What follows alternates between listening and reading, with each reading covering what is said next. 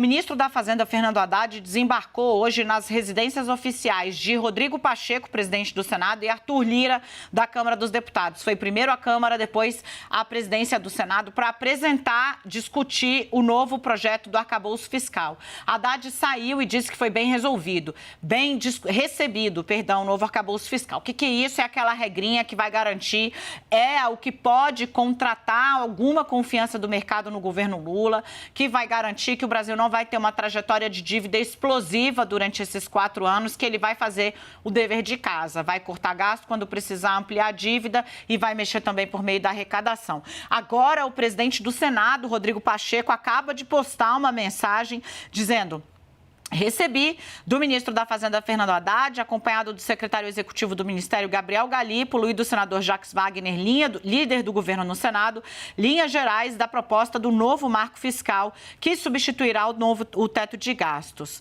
Temos de promover ampla discussão no Congresso no sentido de assegurar os investimentos que precisam ser feitos nas áreas da saúde, educação, segurança e infraestrutura, além dos projetos sociais, mas sem deixar de lado a sustentabilidade das contas públicas. E aí, uma fotografia dele com Fernando Haddad e com o Gabriel Galípolo, que é o número 2 do Haddad. Deixa eu ver se Arthur Lira postou algum tipo de manifestação, o presidente da Câmara dos Deputados, ainda não, mas eu já venho para cá com o Fernando Nakagawa e os meninos aqui. Naka, o mercado já está fazendo preço em cima do que falou Fernando Haddad. Explica para a gente o que foi que Haddad disse, qual é o balanço que ele está fazendo e, claro, né, Rodrigo Pacheco dizendo que o projeto vai ser precedido de ampla discussão no Congresso. Segue a linha mineirês ali, Pacheco, assim, né? Recebi, mas vamos conversar e tal. De todo modo, qual é a primeira percepção a respeito do que está vindo para a rua? Olha, Dani, boa tarde a você, todo mundo que está com a gente no 360. Pela primeira vez nos últimos dias, tem-se a impressão de que, de fato, você começa a discutir detalhes e não necessariamente o grande tema desse marco para as contas públicas. Por que eu digo que há percepção de que, de fato, estamos falando de detalhes? Haddad, ao deixar a casa, o encontro com o Pacheco, disse que o texto foi muito bem recebido, recebido hoje tanto por Lira como por Pacheco e também pelos líderes parlamentares, e detalhou 2 aspectos da discussão, pontos que ainda estariam em aberto. São eles: a primeira discussão é se o arcabouço fiscal será ou não apresentado juntamente com uma nova regra para as PPPs, para as parcerias público-privadas.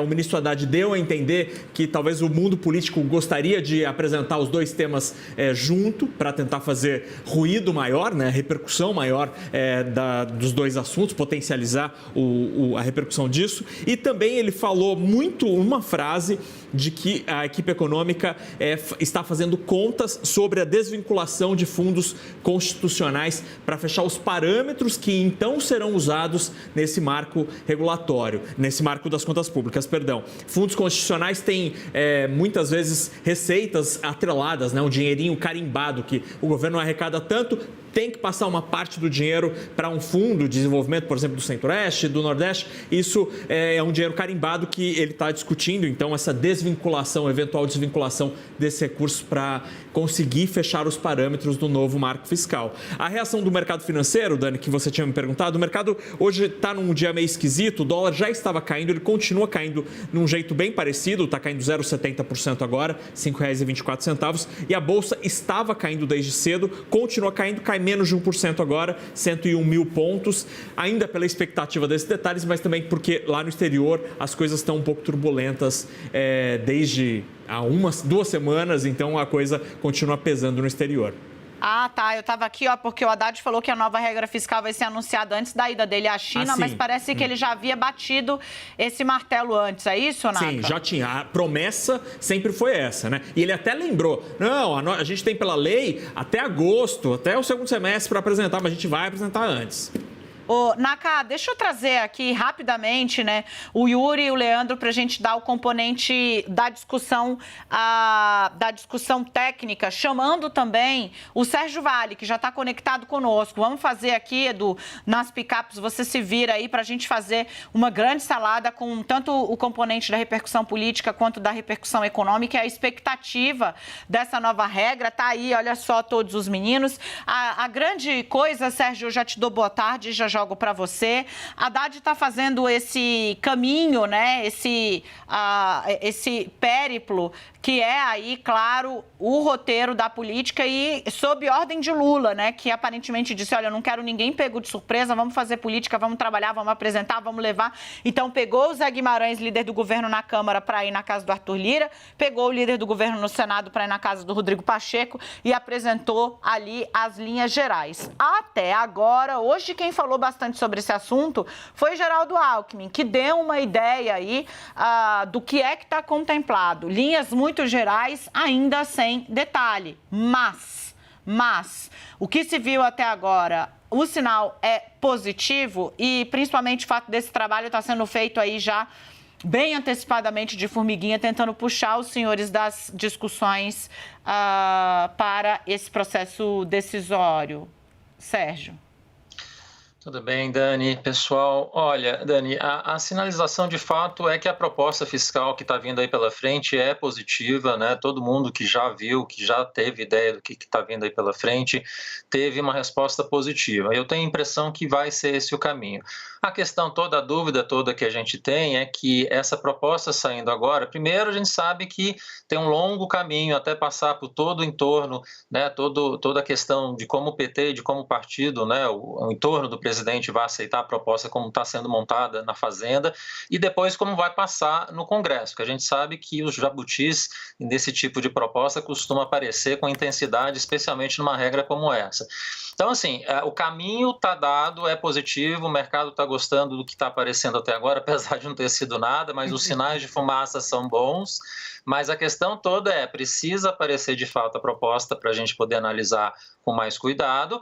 E também, Dani, não dá para imaginar que saindo agora o BC já vai ter espaço por conta disso para baixar a taxa de juros na esquina, né? Não é assim, tem que passar por todo o processo de votação, aprovação, não ter grandes jabutis nessa proposta, aí o BC vai ficar mais confortável para começar a baixar a taxa de juros. Tem um comunicado que está para sair, né, Naka, que vai dizer bastante sobre o ânimo. Antes, vamos dar uma olhada nas pistas, nos sinais de fumaça, como disse Sérgio Vale, lançados pelo vice-presidente da República hoje, Geraldo Alckmin. Outro ponto aí, importantíssimo, foi que ele entrou de vez na defesa do corte da taxa de juros, como vinha cobrando Lula. Dá uma olhada. Eu acho que o governo encaminha nos próximos dias o projeto de ancoragem fiscal, que vai também, uma medida inteligente, combinando curva da dívida, de outro lado superávit, de outro lado o controle do gasto. Naka, o que isso significa? Essa indicação dos 3 principais parâmetros, primeiro, trata dos temas que são mais sensíveis para o mundo da economia. O patamar da dívida é, ao fim e ao cabo, a grande referência para onde o mercado olha e onde pode haver indicação ou não de que as contas estão descontroladas. Ele fala em superávit, que era a grande referência lá atrás, no governo Lula 1, Lula 2, previsto pela Lei de Responsabilidade Fiscal, que é o saldo final da conta do governo no fim do ano.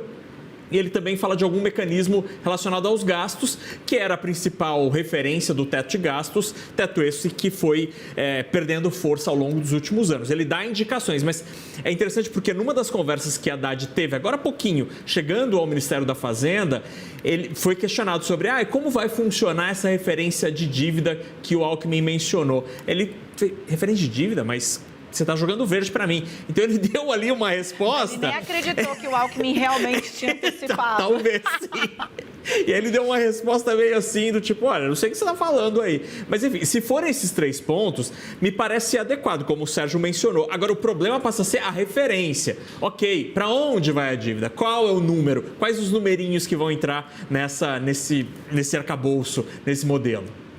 Ô, Leandro, o Lula pediu e o Haddad está fazendo esse périplo político. Vamos tentar agora alinhavar a política e a economia, que é a nossa meta aqui. Se a meta do governo é equacionar a curva da dívida, a nossa é entregar tudo, um prato mais do que servido, luxuoso, menu degustação em 12 tempos, para quem está em casa, para entender tudo, né?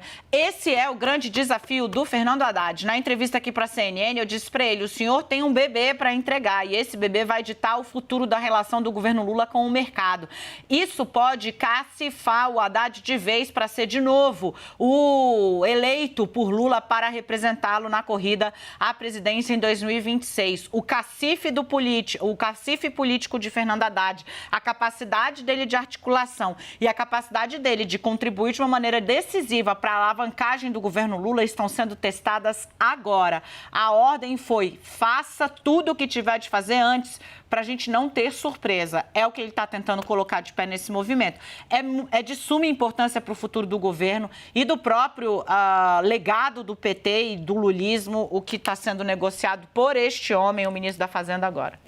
Dani, e nesse sentido é interessante como o Haddad não quer ainda revelar, né, o que de fato vai ter nesse projeto dessa âncora fiscal nova antes de pactuar tudo com as principais lideranças políticas. Só hoje ele encontrou com os líderes do PT, dos líderes do governo, né, no Senado e na Câmara dos Deputados, está nesse giro aí com os presidentes de Senado e Câmara para poder pactuar com eles primeiro, para ver se vai ter clima para aprovar essa ideia e aí começar a avançar na discussão pública. Até porque ele lida com algo que lidou, por exemplo, na questão da desoneração dos combustíveis, né, que é o fogo interno, né? A Gleisi Hoffmann presidente do PT, né, deu uma declaração defendendo uma política fiscal expansionista e aí o Haddad foi questionado sobre isso hoje, lá na entrada do Ministério da Fazenda, perguntado sobre se ele enxergava ali uma diferença entre o que pensa a ala política do governo e o que pensa ele, né, que tem essa tarefa que não é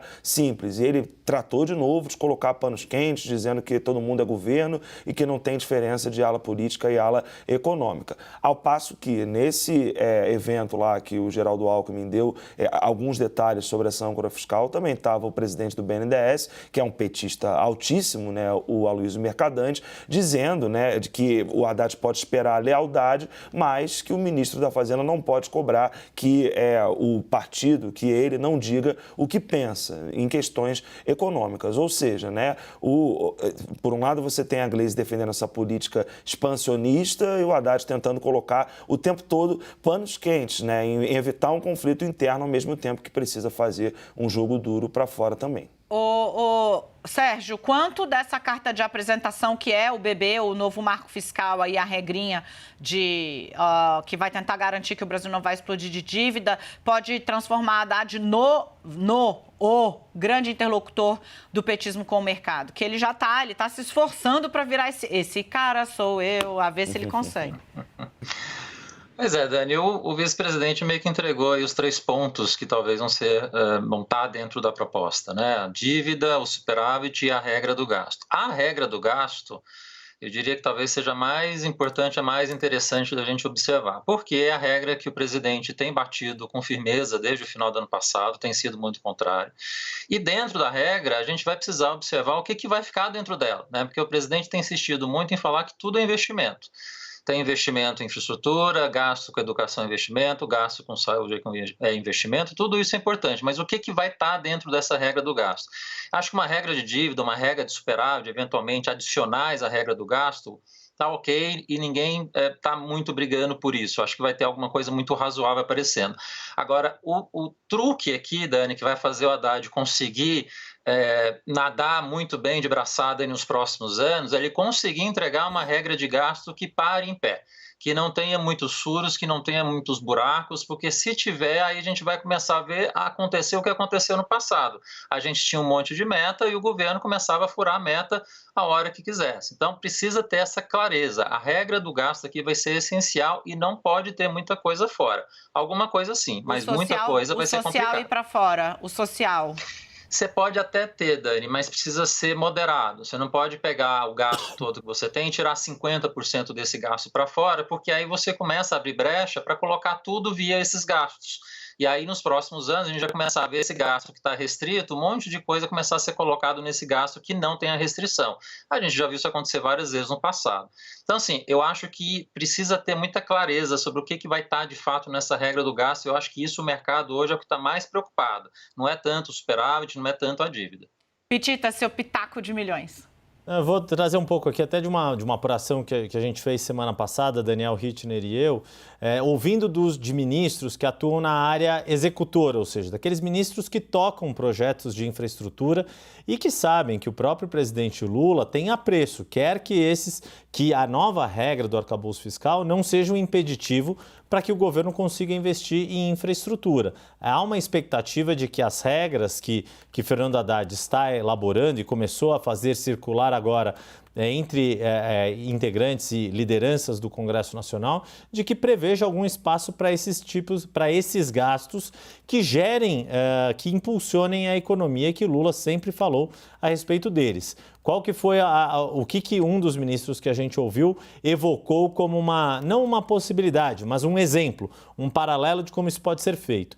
Lá no governo Lula I, entre 2004 e 2005, o governo ainda tinha acordos com o FMI, o Fundo Monetário Internacional. Tinha que entregar superávit primário e cumprir uma série de dispositivos com o organismo internacional. Mas, mesmo naquele acordo, que sempre foi atacado pela esquerda, aquelas coisas fora FMI, etc., mesmo naquele acordo, alguns investimentos de infraestrutura eram excluídos do cálculo do superávit fiscal. Por quê? Porque eram investimentos que eram considerados benéficos para fazer girar a economia e, ao fim e ao cabo, dariam um resultado ainda melhor, valeria a pena usar aquele dinheiro e deixar aquele dinheiro fora do cálculo para pagamento de juros. A grande questão é como isso vai ser colocado nesta nova regra fiscal, como apontou o Sérgio Vale, de forma a ser cumprido para sempre e não virando brecha depois. Olha, não, mas esse projeto estava previsto, então aquele também pode. Esse é o grande desafio que a equipe econômica tenta equacionar junto ao presidente para que a regra fiscal, ao mesmo tempo, seja crível para o mercado e, ao mesmo tempo, permita que o governo consiga entregar os investimentos que o próprio presidente tanto vem falando desde a campanha e ao longo dos primeiros meses do governo. Meninos, muito obrigada. Que show! Show de análise, show de informação. Valeu, obrigada, Sérgio. O resto dos meus meninos eu vejo já já.